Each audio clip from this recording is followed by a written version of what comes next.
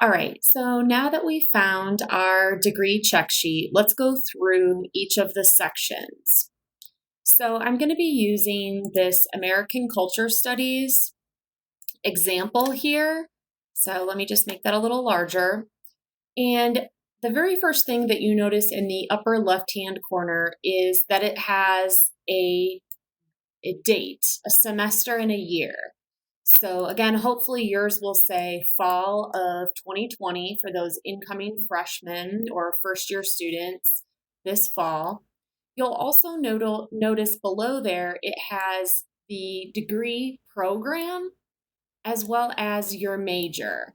So for example, American Culture Studies, if that's your major, you'll notice it says the words Bachelor of Arts. We also frequently in higher education will abbreviate that as a BA, Bachelor of Arts, BA. There's other degree programs, for example, biology, where they are a Bachelor of Science, BS. The major is biology, but it's a BS, Bachelor of Science degree. Other degree programs, for example, creative writing is actually a Bachelor of Fine Arts with the major in creative writing. So it's a BFA. So if you hear an advisor or other administrator across campus using some of those terms or abbreviations, you kind of have an idea of what your degree program is. The very next section, and this runs in alignment with your MyBGSU degree audit, is the BG perspective or the general education requirements. So this section right here is a total of 36 credit hours, and it does have some individual categories. For example, things like students have to have 2 humanities and arts, the quantitative literacy, which is a mathematics component. And then also, all students are required to have at least one BG Perspective laboratory science. The next section is the Arts and Sciences specific degree requirements. So these are requirements that are exclusive to students who are participating in College of Arts and Sciences majors. So for example, if you talk with your friend who's majoring in education or accounting, they likely will not have these requirements. Again, different degrees require different things. So the first requirement is the foreign language requirement. Most of our degree programs, require 4 courses of the same foreign language.